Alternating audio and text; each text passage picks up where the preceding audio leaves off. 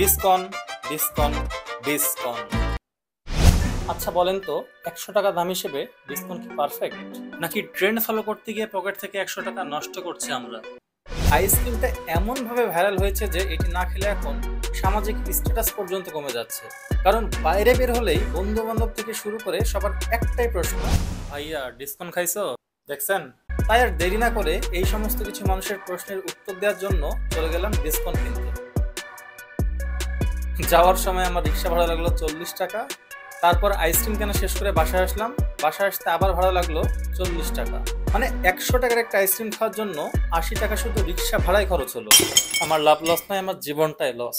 আইসক্রিমের উপরের অংশটা ছিল বেসিক্যালি ডার্ক চকলেট, নিচের অংশ ছিল আইসক্রিম যেটা বেসিক্যালি কফি ফ্লেভারের। এই অংশটা আমার কাছে বেশ ভালো লেগেছে। আর আইসক্রিমের বাকি অংশগুলা নর্মাল কোন আইসক্রিমগুলোর মতোই ছিল। সত্যি বলতে যেই পরিমাণ হাই, এটা অতটাও ভালো না, তবে ভালো।